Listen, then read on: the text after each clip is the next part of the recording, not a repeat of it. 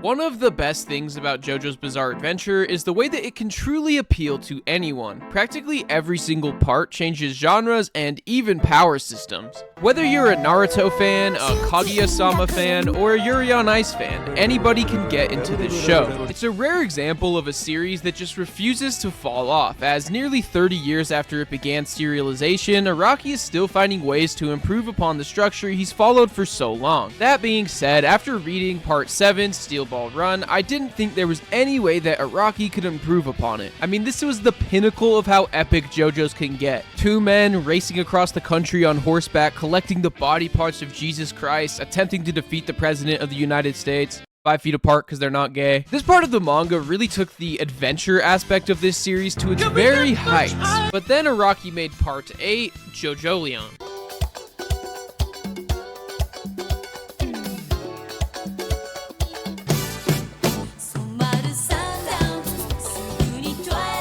If Part 7 is the adventure aspect of JoJo's done to its very best, then you can consider JoJolion to be the bizarre aspect of JoJo done to its very best, as I think it's the weirdest that this series has ever gotten, which at its core was always the reason I watched this. I'm not really sure where this part sits in my ranking among the rest of the parts, but I can say with full confidence that it is amazing. As always, the art in this manga is just peak. It's just as good as it was in Part 7, if not better, and despite the stands having some of the most insane abilities from any media, I was actually able to make out what was happening in the fights, which is kind of rare for me in manga. So just again, Araki is inhuman. I think this is probably the strongest start that we've had from a JoJo part, so let's talk about it. Moving a long ways into the future from the ending of Steel Ball Run in 1891, Jojolion takes place in the small town of Morio in 2011. Yup, that same one from Part 4, but after suffering an earthquake and a tsunami right before the events of the story, the town was left in shambles, and these things called the walleyes popped up all over the town, and although no one knows what they are or why they are there, later on we begin to learn that they seemingly grant stand abilities. Directly next to one of these rocks, one of our leading characters, Yasuho, finds a man lying in the dirt and wearing nothing but a sailor cap with a familiar star-shaped birthmark on his shoulder. This is Part 8's main JoJo, but there's a twist, as he has no memories of who he is, and at the end of the first chapter, it is revealed by Yasuho that he has 4 testicles. Yes, you heard that right. 4 testicles. This is like the Part 8 equivalent to Dio kneeing Danny in Part 1, where I just thought this is not about to be a normal story. What, you're wondering about the corpse from Part 7?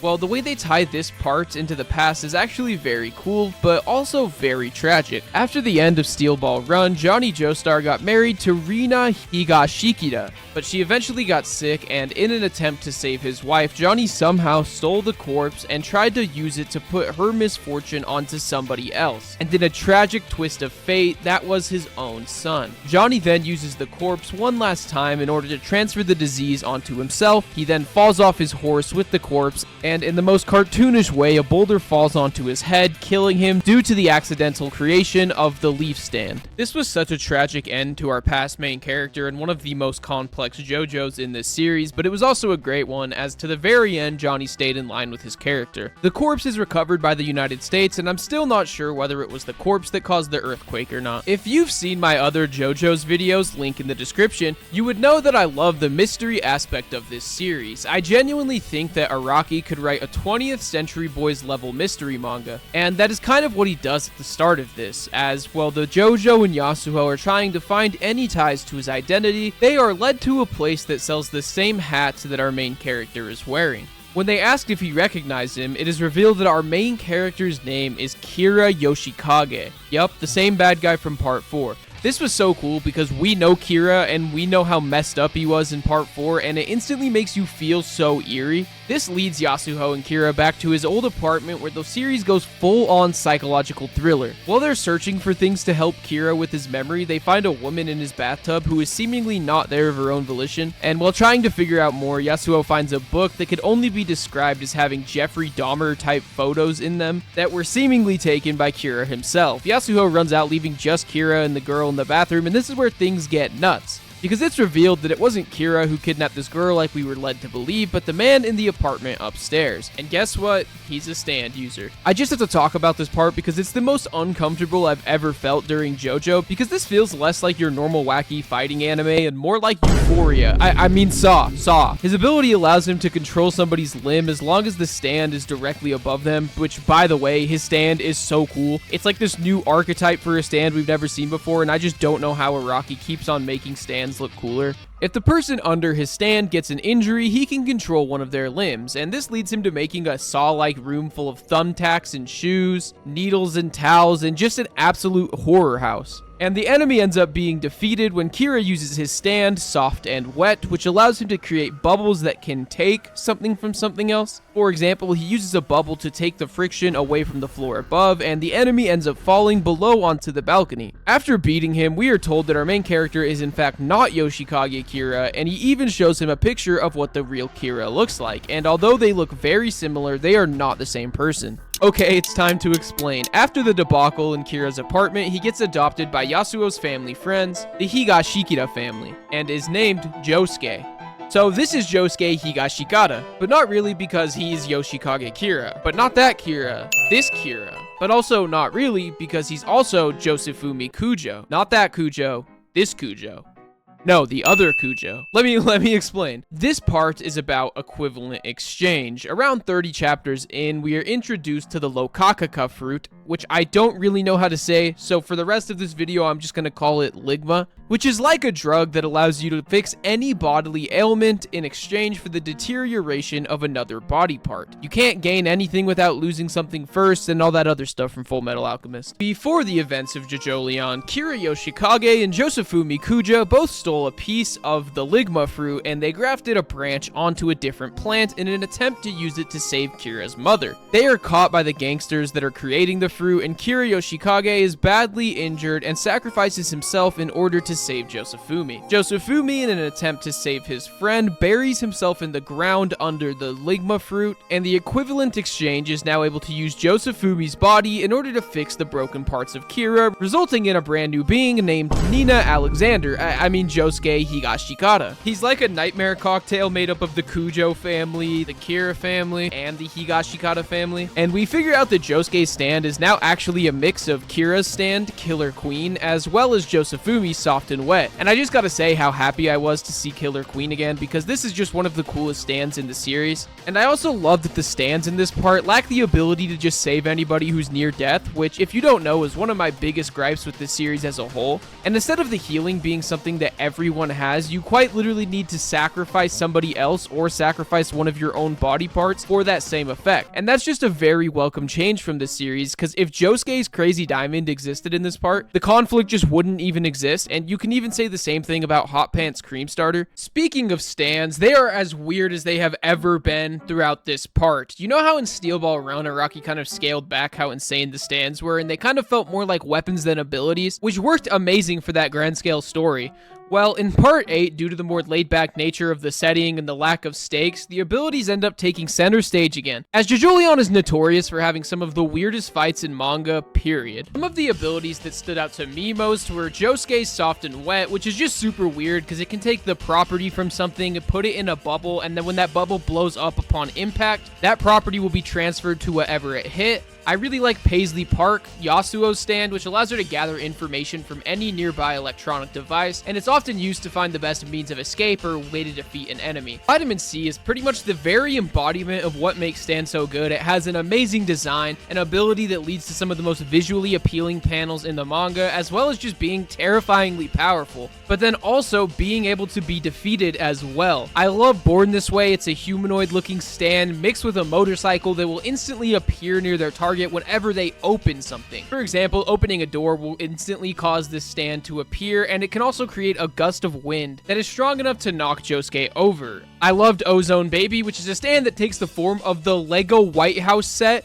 which is just amazing. And then once it's buried near a building, it appears in a half-human form, but instead of legs, it has wheels, which again, peak stand design. But it effectively creates atmosphere's worth of pressure the closer to the stand you get, and it has a 100-meter range of effectiveness. And overall, overall, I just love how much more niche and unique the stands are in this part. I feel like in Jojolion, the long range and less power-based stands really took a front seat, which again, I love because Araki has pretty much done the most he could with power-based stands. And I just can't believe that after 100 or so volumes of this series, I'm still being surprised by the abilities that Araki can come up with. And of course, the very best stand in this part is from the final villain, but we'll talk about that once we get there. Normally in these videos, I'll list off a bunch of characters that I love, but honestly, I don't know if I can do that for part 8 because there really isn't a single character that I absolutely love in this part. There's no Foo Fighters, there's no Naranchas or anyone like that, as every single character, aside from maybe Yasuo, is morally gray. Even our main character, Josuke. So I just never really had time to get attached to a character because I was too busy sussing them out. But that's not a bad thing.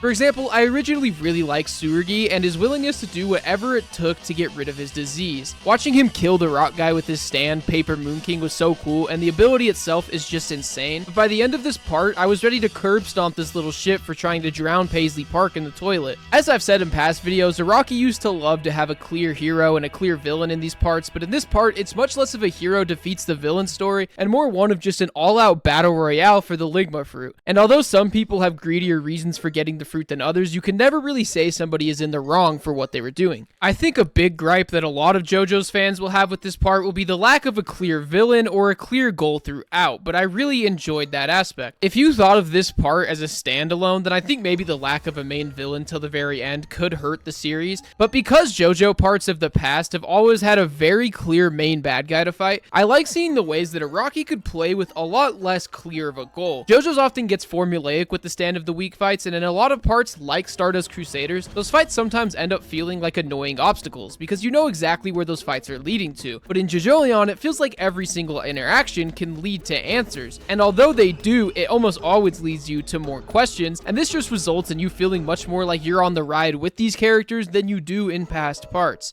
You almost only see the perspectives of our main characters and almost never the things from the villains' perspectives. For the first 30 or so chapters, the antagonists are the Higashikira family, which I think served well to subvert our expectations when it's revealed that Norisuke is just as confused as we are. It then transfers to Tamaki Damo and his group of rock humans, which really quickly, let me just bring up the rock humans, because I thought they were the most interesting and intriguing aspect of part 8, as Araki introduces an entire new race of people called rock humans that are born with stands and only live to survive, unbound by the morals of humanity. And although I do wish we got to learn a little bit more about them, they were a very cool addition to this series that has everything from superhumans to vampires. After defeating Tamaki Damo and his group, we get our final villain, who is the head doctor of the place that Holly Joestar is checked into. And here's my main problem that I think most people have as well with Jojolion, and that is just that we didn't get to spend enough time with or learning about the villain. I think this is by far the least invested I've ever been in a final bad guy, and although I like the idea of not having a big bad at the end of the story, it just felt like Jubin or even Tamaki could have been the final villain, and I would have cared way more about the fights with them, since both of those characters have such a big effect on the story up to this point. But anyway, it's time to move on to the ending. The ending of this manga is not perfect by any means, and in all seriousness, it's probably the only one that feels rough, but that doesn't necessarily mean it's bad. While looking for the head doctor of the hospital, Yasuo runs into her ex Toru, and let me just say right now, the second this dude was introduced, I knew he was the main bad guy. I mean, this is JoJo's, and look at how this guy is dressed. There is zero chance that he's not the stand user they were looking for. And this is where you get a look at his stand, which is one of the coolest in the entire series, called Wonder of You, which is a long-range stand that is able to manipulate logic in a way that suits him best. And the way he uses it is that misfortune will fall upon anybody who tries to pursue his stand. This causes multiple chapters of our characters trying to pursue the stand and also trying to figure out what the ability even is, as they mysteriously get great misfortune rained upon them. This all comes to a head in one of the rooms of the hospital where Josuke tricks Wonder of You into following him into a room where he's able to have a standoff and awakens his stand into Go Beyond, where he's able to make bubbles that go beyond the logic of their own universe, and it's able to bend reality in a similar way to Tusk Act 4. And due to that, he's able to attack Wonder of You in a way that doesn't work with the world's logic, and he's able to hurt him and eventually beats him. I'm sorry for the quick explanation. There's so much that happens in this part that I just don't have time to bring up the beetle battles, each of the fights with the Higashikara family, Josuke just randomly popping a boner while having a conversation with Yasuo, and overall, this part is just weird. This isn't a perfect part, and I don't think it tops part 7 by any means, but for what this series stands for, I think this is an amazing part of this ever-growing series. It is by far the most unique part in JoJo, and as always, the art is just so crazy, and I do think this is a must-read for manga fans. All in all, I think I would give this part a solid 9 or so out of 10, and I thoroughly enjoyed every second I spent reading this manga, and regardless of score, this is probably the most intriguing part in this series. But that's all I got time for today. Keep an eye out for my last JoJo review coming up, where I am going to explain and rank every single part in this series. I know I've already done a video similar to that, but now I've finished the entire thing, and I'm excited to give all my thoughts on the series as a whole. But for now, peace out.